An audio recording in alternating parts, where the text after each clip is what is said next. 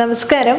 ഇന്ന് പരിചയപ്പെടാനുള്ളത് നമ്മുടെ അടുക്കളയിൽ കുക്കിങ്ങിൽ ദിവസം എന്നുള്ളതുപോലെ നമ്മൾ ഉപയോഗിക്കുന്ന ഒന്നാണ് ടൊമാറ്റോ അല്ലെങ്കിൽ തക്കാളി എന്നുള്ളത്. ഇത് തന്നെ നമ്മുടെ സ്കിൻ കെയറിലൊക്കെ തന്നെ വളരെ മിറാക്കിളായിട്ടുള്ള മാറ്റങ്ങൾ കൊണ്ടുവരുത്താൻ സഹായിക്കുന്ന സ്കിൻ ഫ്രണ്ട്ലി ആയിട്ടുള്ള ഒന്നാണ്. എന്ന് മാത്രമല്ല ആരോഗ്യപരമായിട്ട് ഒത്തിരി പ്രശ്നങ്ങൾക്ക് നമ്മൾക്കിത് ഉപയോഗപ്പെടുത്താൻ പറ്റും.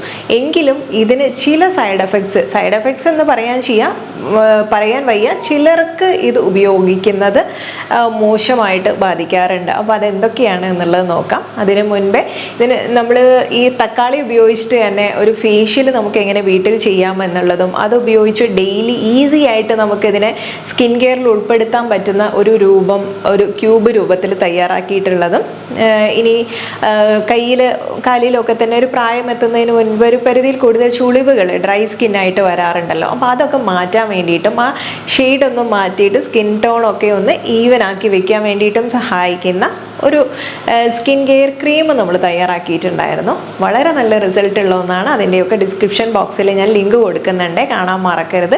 ഏതെങ്കിലും രീതിയിൽ നിങ്ങൾക്ക് ഉപയോഗപ്പെടും. അപ്പോൾ ഞാൻ ഡോക്ടർ സജിത തേജൻ. ഇത് എങ്ങനെയാണ് നമുക്ക് ഈ ഒരു ടൊമാറ്റോ എന്നുള്ളത് പല രൂപത്തിലും ഭാവത്തിലും നമ്മുടെ ആരോഗ്യത്തിന് ഉതകുന്ന രീതിയിൽ എങ്ങനെ ഉപയോഗിക്കാം എന്നുള്ളതാണ്. പ്രത്യേകിച്ചും ഇത് ഹൈ ന്യൂട്രിറ്റീവ് വാല്യൂ ഉള്ള ഒരു വെജിറ്റബിൾ ആണ് എന്ന് വേണം പറയാൻ വേണ്ടിയിട്ട്. നമ്മളിത് പച്ചയായിട്ട് അല്ലെങ്കിൽ റോ രൂപത്തിൽ പഴുത്തത് തന്നെ നമ്മൾ അങ്ങനെ കഴിക്കാറുണ്ട്, സാലഡ്സ് രൂപത്തിലൊക്കെ തന്നെ, അതല്ലെങ്കിൽ കുക്ക് ചെയ്തിട്ട് കഴിക്കാറുണ്ട്.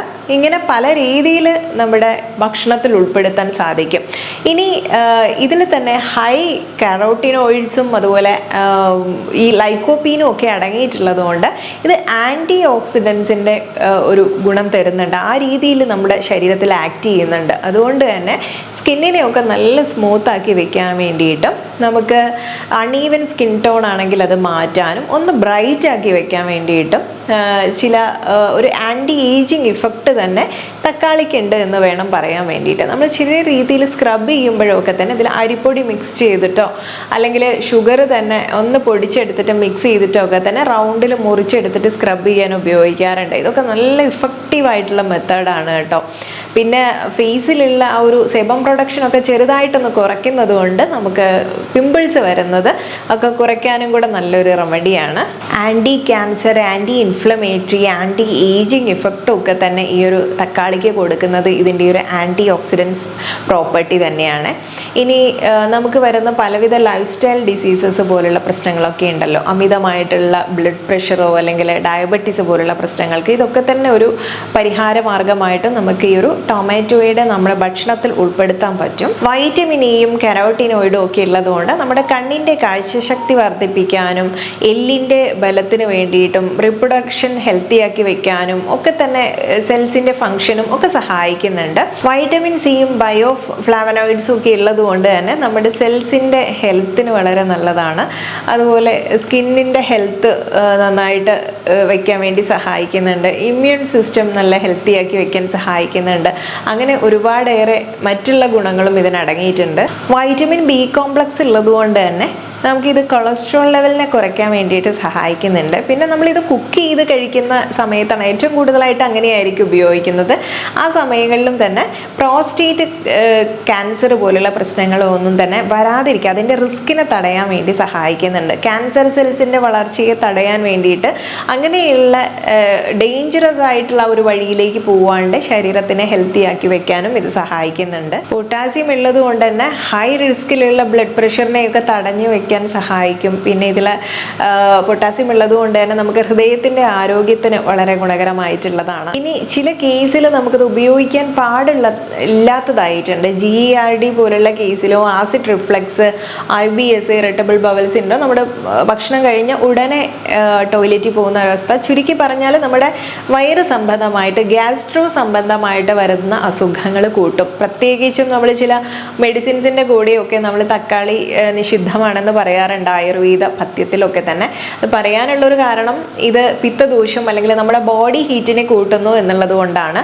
അതിൻ്റെ അമിതമായിട്ടുള്ള ഉപയോഗം കുറയ്ക്കണം എന്ന് പറയാം. അമിതമായിട്ടുള്ള ഉപയോഗം ചെറിയ രീതിയിൽ വലിയ കുഴപ്പമില്ല. അപ്പം നല്ലതല്ലേ എന്ന് ഓർത്തിട്ട് നമ്മൾ ഒരുപാട് ഇത് റോ ആയിട്ട് കഴിക്കാറുണ്ട്. ഡെയിലിയൊക്കെ ജ്യൂസ് അടിച്ച് കുടിക്കാറുണ്ട്. കുടിക്കുന്നതുകൊണ്ട് തെറ്റില്ല, മറ്റുള്ളതിന് കൂടെ മിക്സ് ചെയ്ത് നമുക്ക് കഴിക്കുമെങ്കിലും ഇത് അവരുടെ ബോഡി ടൈപ്പ് എന്താണ് അല്ലെങ്കിൽ ഹെൽത്ത് ഇഷ്യൂസ് എന്തൊക്കെയാണ് എന്ന് മനസ്സിലാക്കിയിട്ട് വേണം ഇതുപോലുള്ള നാച്ചുറൽ വെജിറ്റബിൾസ് ആൻഡ് ഫ്രൂട്ട്സ് ആണെങ്കിൽ പോലും നമ്മൾ ഉപയോഗിക്കാൻ വേണ്ടിയിട്ട്. അതുപോലെ തന്നെ ഹിസ്റ്റമിൻ ഇൻടോളറൻസ് ഉള്ളവരോ അല്ലെങ്കിൽ അലർജി പ്രശ്നങ്ങളുള്ളവരോ കിഡ്നി സ്റ്റോൺ ഉള്ളവർക്ക്, യൂറിക് ആസിഡ് പ്രശ്നമൊക്കെ കൂടുതലുള്ളവരുണ്ടാവില്ല, അങ്ങനെയുള്ളവർക്കൊക്കെ തന്നെ ഇത് ചെറിയൊരു പ്രശ്നമായിട്ട് കാണാറുണ്ട്. അപ്പോൾ അത് അമിതമായിട്ട് ഉപയോഗിക്കാൻ പാടില്ല. അതിൻ്റെ ഒരു കാരണം തന്നെ സൊളാനിൻ എന്നുള്ള ഒരു ടോക്സിക് ആൽക്കലോയിഡ് ഇതിൽ അടങ്ങിയിട്ടുള്ളതാണ്. ഇത് തക്കാളിയിൽ മാത്രമല്ല ഉരുളക്കിഴങ്ങിലും ഇത് കാണാറുണ്ട്. അതുകൊണ്ട് തന്നെയാണ് ഇത് കഴിച്ചു കഴിഞ്ഞാൽ നമുക്ക് ഗ്യാസ്ട്രിക് സംബന്ധമായിട്ടുള്ള പ്രശ്നങ്ങൾ വരാനുള്ളത്. അതുകൊണ്ട് ഇത്തരം ആരോഗ്യ പ്രശ്നങ്ങളുള്ളവർ കഴിക്കാതിരിക്കണം. ഇനി ഇത്രയേറെ ഗുണങ്ങളുണ്ട് എന്നുള്ളത് കൂടെ മനസ്സിലാക്കണേ. അപ്പോൾ ആരോഗ്യപരമായിട്ടും സൗന്ദര്യപരമായിട്ടും ഒക്കെ നമുക്ക് ഉപയോഗിക്കാൻ പറ്റുന്ന ഒന്നാണ് ഇത്. അപ്പം ബ്യൂട്ടി മേഖലയിൽ നമുക്ക് ഒരുപാട് കാര്യങ്ങൾ ഇതുകൊണ്ട് ചെയ്യാൻ പറ്റും. അതിൻ്റെ ഒരുപാട് വീഡിയോസ് നമ്മൾ ഓൾറെഡി ചെയ്തിട്ടുള്ളതുമാണ്. ലിങ്ക് കൊടുക്കുന്നുണ്ട്, കാണാൻ മറക്കരുത്. ഏതെങ്കിലും രീതിയിൽ ഉപകാരപ്പെടാതിരിക്കില്ല, കാരണം വളരെ ഇൻഫോർമേറ്റീവ് ആയിട്ടുള്ള ഒരു വീഡിയോ ആയിരിക്കും. നിങ്ങൾക്ക് കണ്ടു കഴിഞ്ഞാൽ എങ്ങനെയൊക്കെ യൂസ്ഫുൾ ആയെന്നൊക്കെ തോന്നിയെങ്കിൽ മറ്റുള്ളവർക്കും കൂടെ ഒന്ന് ഷെയർ ചെയ്ത് കൊടുക്കണേ. നെക്സ്റ്റ് വീഡിയോയിൽ നമുക്ക് നല്ലൊരു വിഷയമായി വീണ്ടും കണ്ടുമുട്ടാം. നന്ദി.